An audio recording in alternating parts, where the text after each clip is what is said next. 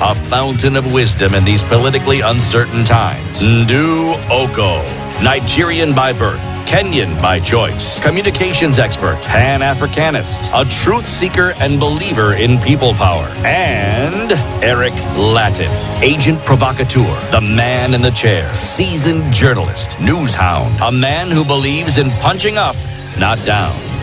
This is the Situation Room, the only way to start your day. 7 after 7, thank you very much for keeping it locked. This is Kenya's biggest conversation, broadcasting on Spice FM, on KTN, on YouTube and Facebook.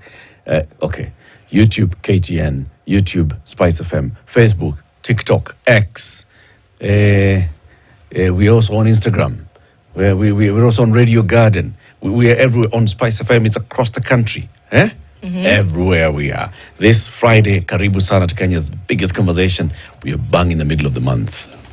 Right there. It's the 15th of November. And, Ndu, when you talk about, being bang in the middle of the month, and the month coming to an end, when people think about end month, they think about incomes. Yes. Okay? But you should not just be thinking about incomes. You should be thinking about wealth. Exactly. It's not just about money coming in. It's about money growing. Yes, and not moving away from cash into wealth. And growing it. So imagine an opportunity for you to take control of that. That you haven't really been thinking about it. You're just, in fact, you think all these years I've just been spending. Then you look behind and there's nothing. But then you think about, okay, here's that end month and it comes 12 months in a year when all things are balanced. So you tell yourself, okay, how can we take what we get and actually grow it? How can you take control of it and make sure that it becomes something that you can depend on in the future? That is when our good friends at Standard Chartered Priority Banking step in and they say, you know what, guys, let's help you do this. How can you take a little bit of what you have periodically and put it somewhere that is actually going to grow for you? And you can actually take control of that. So what you do, you sit down and you have a tete-a-tete with the folks at Priority Banking and they say, okay, this is what you can do. You want to grow your wealth in foreign currency? You want to store it in USD? You want to store it in euros? You want to keep it in Kenyan shillings? What exactly do you want to do? It's about sitting down and having a conversation and actually taking control of your wealth. There are many things that you can do. There is the wealth framework, the wealth select framework actually, that you can get into. And it's a trusted advisor who will sit with you and look at all the details of what you're into and say, okay, this is what we can actually do for you. So, if you're ready to start growing your wealth and forming a lasting legacy, you need to talk to the folks at Standard Chartered Priority Banking. At Priority Banking at sc.ke at sc.com and begin your journey towards securing a future of financial freedom and prosperity. And if you want to prosper, yes, and if you for a very small second think that these people may not know what they're talking about, they have 110 years of expertise. In 50 unique markets around the world. But just ponder over that for a second, even as you listen to what it is that they can do for you. Absolutely. So they've been around the block. A couple of times, actually. Yep. Imagine. And when it comes to this market called Kenya, they are the only global bank operating in Kenya. Global means the entire planet, just in case someone didn't understand it. Yes. Not continent of Africa. Global as in a world. Not your world. No, actual world. The actual world. Yeah. Yes. You're my world. No. No. It shouldn't be you're my planet.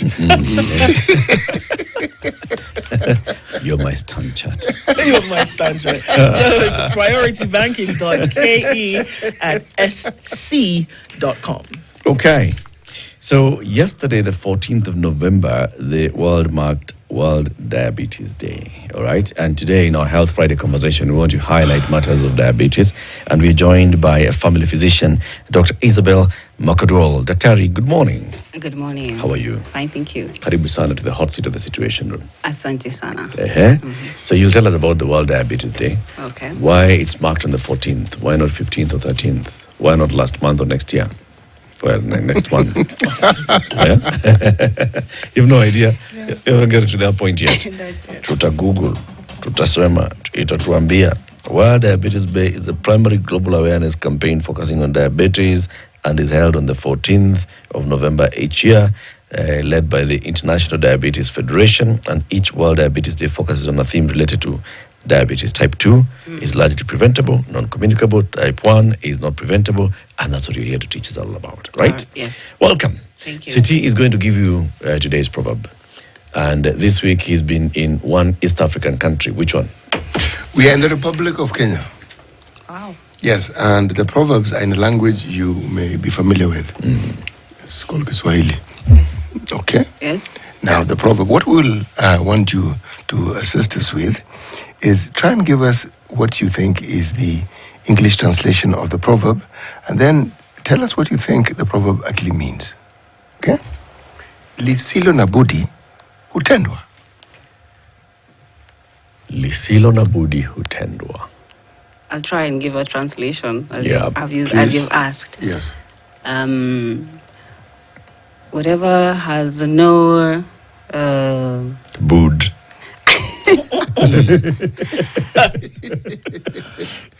has no intention is done. Does that make sense? Yes, it does. It does. It does. We say you've transliterated it. Now, translate it. To say what it means now? Yes, please. Lisilo na budi hutendwa. Don't overthink it. Just say, because you do know what you're saying. So please say it. Whatever you plan to do or need to do, you will eventually do it. Dude, say voila. C'est ça. Absolutely correct. Thank you. Yes. You know, the Swahili classes people have in school. Daktari attended them. She did, eh? She attended them. Very good. And you did well in Swahili, Sindio? I tried in primary school, though. Yes. Which Ngelis did you do? Did you do Ngeli of Muwa or the new Ngeli? The new Ngelis are quite tough. I struggle with them with my children. Why did the Ngelis change? You're asking me. Mm-hmm. You are the teacher. Have you forgotten where I come from? But you're a teacher. And you taught Swahili at some point. Bro. In Mombasa. There are few. Zamani bwana, enzi zamani. Yeah, what? It used to be Ngeli of Muwa. Now it's Ngeli of Awa. What on earth? The classes. What? Ngeli ya Jima. Became class and what have you. Even I, who taught it, had problems understanding it. So just so that you understand. Total different stratosphere. Yes. Completely. Okay. Completely. It is wachana nayo. Mambo ya. Wachana nayo. Tuache tu. So, the World Diabetes Day, and it's marked globally, right? First of all, what is diabetes? Okay. Wacha mimi nakuanga na sukari. Sasa sukari imeshuka. My first experience with diabetes, how it's in functions, and there'd be people who say, mimi nakuanga na sukari, so sikunywangi sukari. Niko nayo ya kutosha. Nipikia nylon. So what is it?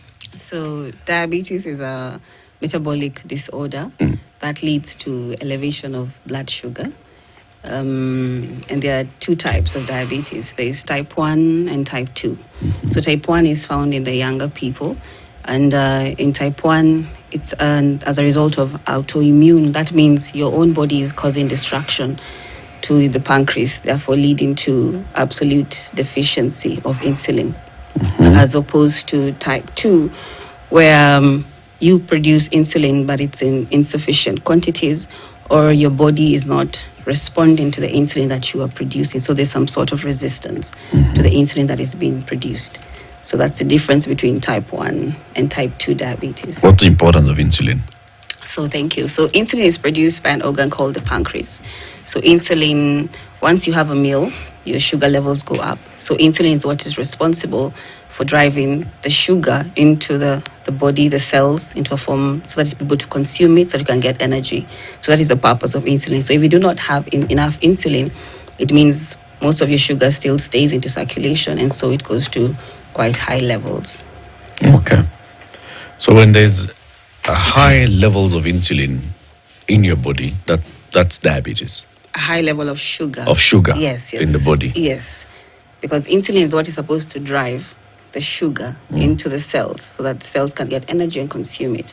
So if your pancreas, which is not functional for whatever reason, you produce less insulin, So less of the sugar that you have accumulated after a meal gets absorbed. Yes. So the sugar levels are continuously They spike. elevated. Exactly. Okay. Yes. So we're never looking at a situation, that Tari, where, or are we, where there's an overproduction of insulin. Usually with diabetes, we're saying there is underproduction Yes. of insulin. Yes. So there's not enough insulin to get this sugar to go into where it's supposed to go. Exactly. So essentially, what are we saying now? What happens now is that when you eat a meal that is, whether it's high sugar, low sugar, or whatever it is, the sugar is just now hanging around. Yes, yes. There's nothing really to drive the sugar into the body. Okay. So the sugar is staying at a sustained level Yeah. within the blood. Okay. So, and that is why it causes damage. Okay. Yes. Now in type 2, Yes. what stops the insulin then from being produced? Because Yes. it's type 2, and we've heard that it's now type 2 diabetes is lifestyle, Yes. more or less, isn't Yes, it? Maybe we yes. can go into that later. Okay. But that means at some point the pancreas and the insulin connection was doing what it was supposed to do. So what then inhibits that later on? Why would the pancreas decide, okay, well, I'm not doing this anymore? Okay. What happens? So that's a good question. So in type 2, as I've said, there is some insulin production, but it is not commensurate to the body's needs. So it is still there, but it's minimal. Number 2, you can also be producing enough insulin, but your body has resistance to absorbing it. And things that would cause insulin resistance are things like obesity, because a lot of fat production, lack of exercise, sedentary lifestyle, and then also some things that cause secondary, or what you call type 2 diabetes, are some medications can also lead to that. Then there are also other conditions like gestational diabetes, where mothers develop diabetes during pregnancy. So you see, before pregnancy, they were producing insulin well enough, but now during pregnancy, the demand is higher, so they tend to have less production, of insulin, so less sugar goes into the body. So now in the secondary type is now where it comes into the issues of lifestyle. People are not exercising enough, so there's resistance to absorption. There are hormonal things like what we call polycystic ovarian disease, like in females, that leads to infertility. Then also there are things like pancreatitis. Especially alcohol is a common cause of pancreatitis. So what it does, it causes an inflammation of the pancreas. So now the pancreas produces insulin, but to a lesser degree. So now it's other causes that are now coming in to bring in the type 2 diabetes. Okay. Yes. I just want to stick on the pancreas for a little bit. Have we seen cases of pancreatic cancer being on the rise? Does that inhibit also? Do we now see that patients who have pancreatic cancer would then also be potential diabetics? Yes, anything that will affect the pancreas, because remember the pancreas is what is producing insulin. So if you have pancreatic cancer, most of the time it infiltrates into the pancreas. And as long as there's infiltration, there will be less production of insulin. So yes, pancreatic cancer can lead to diabetes. Okay. And also we've talked about pancreatitis itself, inflammation and infection can lead to diabetes. Sorry, I forgot to mention about medication. Things like steroids can also lead to diabetes, and there are other drugs that anything that will affect the pancreas will be a secondary cause of diabetes. Okay. Yes. How does it present itself? Okay. Thank you. So for diabetes, how it presents, the signs and symptoms that we look out for. So you have increased urination, you have excessive thirst, you find yourself eating more than you'd normally eat, so your appetite increases. We also have weight loss in these patients. Some also present with blurred vision, and some just come and present with things like numbness of the hands and the lower limbs. But most of the time, the common causes are the increased thirst, increased urination, and find yourself eating a lot, and blurred vision. And tingling of. Yes. Tingling off? Of the hands and the lower and the feet. Because it affects the nerves. Like constant pins and needles kind Yes, of thing. yes. Oh, okay. Because diabetes affects the nerves, it affects the blood vessels. So once it affects the nerves, you get the numbness of the hands and the lower limbs. Okay. So some just come and say, Dr. Ari, I'm having a lot of numbness of my hands and lower limbs, and most of the time, the first thing we screen for is diabetes. What kind of screening do you do? What kind of tests are we looking at for you to realize it? So there are various tests that you can do to screen for diabetes. There's something we call a fasting blood sugar, which we do before you eat. We also have a random blood sugar. And we also have something called the HbA1c. The HbA1c looks at your sugar levels in the last 3 months. And we also have something called oral glucose tolerance test, although we use that a lot in pregnancy.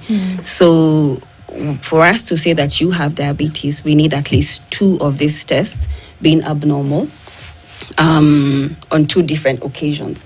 But if a patient presents with high blood sugar above 11 and they have symptoms that we've talked about, like excessive thirst, excessive urination, peeing a lot at night, eating a lot, or even weight loss, most of the time that is adequate enough to diagnose a patient with diabetes. Okay. Yes. Okay. So, in patients with type 1 diabetes, Yes. are we saying that most of them have been born with it? The only diabetes that you acquire is type 2. Yes, most of the time the one that you acquire is type 2. Okay. Type 1 comes in earlier. They diagnose it in the younger children, or even 4 to 5 years. But there's something called, there's also a late onset that can happen type 1. But most of the time it's in the younger population. But sometimes you can have a condition that actually causes total damage to your pancreas. And you see, as long as you have absolute insulin deficiency, you actually categorized as type 1. So they're actually tests that help us to differentiate, because there's some adults we find having type 1 diabetes later. So sometimes you have to do some tests to try and differentiate, are they having type 1 or type 2? Because as long as they have type 1, they'll not respond to oral medication. They'll need insulin for them to regulate their sugar levels. Oh, hang on. You said absolute insulin deficiency. Yes, So yes. there are cases where the pancreas will not produce any insulin at all whatsoever. Yes, because the as we said, most of type 1s are autoimmune. So the body's immunity is destroying the pancreatic cells that are supposed to be producing insulin. So they have close to absolute insulin deficiency. So they don't have insulin at all. That is why they're totally dependent on insulin for their control of blood sugar, as opposed to the type 2. Yes. Okay. Before we go to interventions, and what kind of treatment are we looking at? Okay. So for type, generally first for diabetic patients, once you make the diagnosis, we talk a lot about lifestyle change, because even if you put the patient on medication and they do not practice lifestyle change, it's basically zero work. So we discuss that with the patients in terms of lifestyle. Lifestyle means your diet. So we always enroll you with a nutritionist to guide you and what foods you need to eat. We actually advocate for high fiber diet. And then we also talk about exercise. So we talk about 150 minutes per week of moderate exercise, 75 minutes per week of vigorous exercise for the patients. We talk about weight loss. We talk about, if you're smoking, quitting smoking.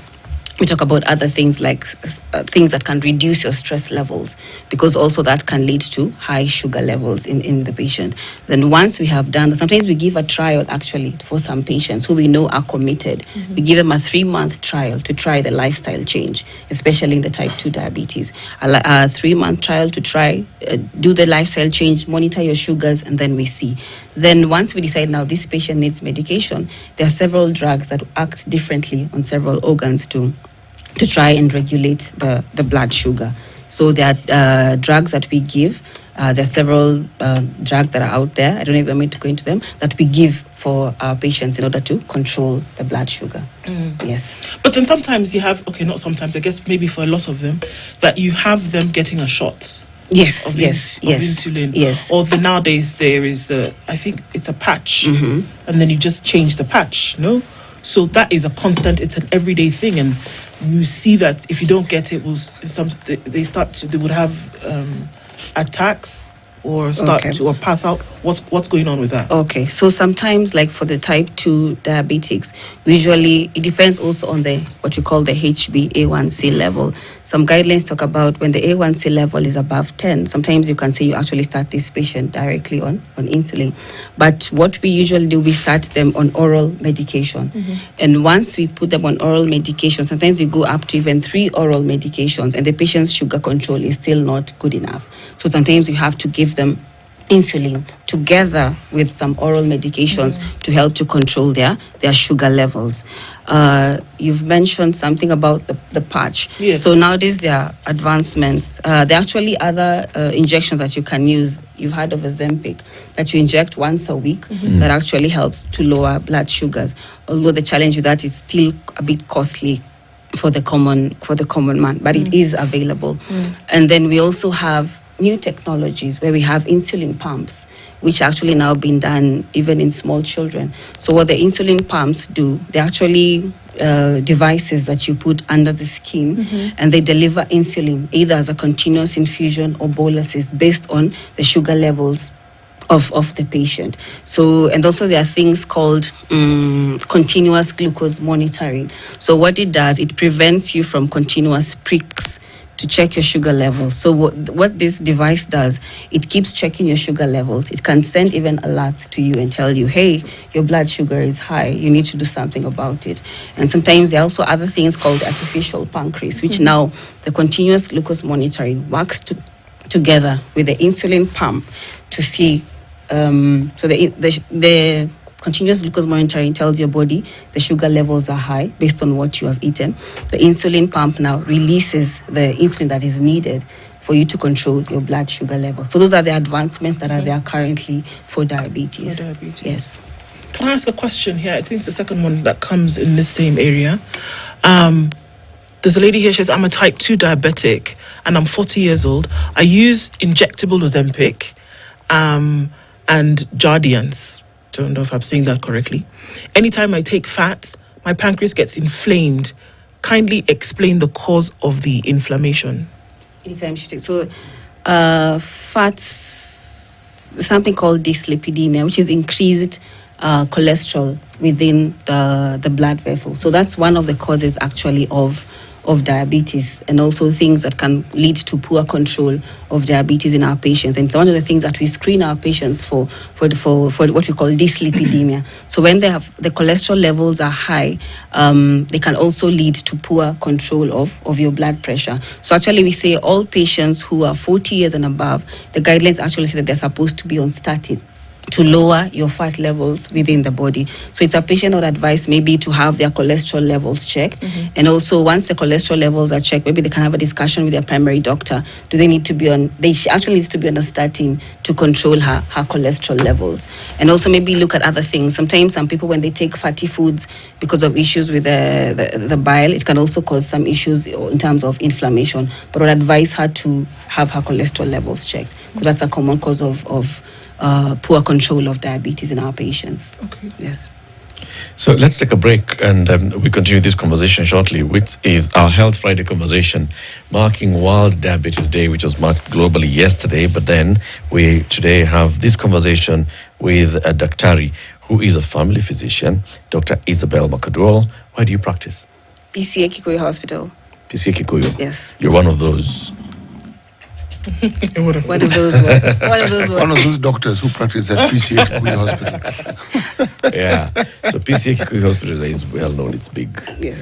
It's a very big hospital. Ndu, Yes. as we take this break, please remind everybody about thinking priority banking and how Standard Chartered Bank treats you with priority. Absolutely. So it's really about taking control of your wealth. So you're thinking, okay, so I'm getting to the place where I want to grow this thing. I want to make sure that I'm comfortable. And, why not throw in a bit of luxury there later on in life? So the questions that you start to ask yourself, okay, so what does it mean to have financial freedom? What does it mean to actually say that at some point I can grow this wealth, which I've been able to? So are you looking to take control? Look no further than Standard Chartered Priority Banking, where there are folks who are dedicated to helping you. We talked about the 110, what, CT? Years of expertise. 110 years of expertise. 1 century. Just in case you think that wasn't enough, they've added a decade to it. There you go. 110 years of experience. So these folks know what they're talking about. They do. And they're also in 50 unique markets around the world. So there are people from different walks of life who've experienced these different countries, different places. So they've been able to put all of this knowledge in one place and say, you know what, come and have that conversation with a trusted financial advisor who will say, okay, how much do you have? What are your interests? interests, what you want to do in the future, to sit down and be dedicated to you and with you about how you can grow your wealth, it's the folks at the Standard Chartered Priority Banking. You can write to them today. You can go and have a visit with them and they can tell you what to do. So it's prioritybanking.ke@sc.com. It's about making sure your wealth works for you today, tomorrow, and beyond. 28 minutes to 8. This is the Situation Room, the only way to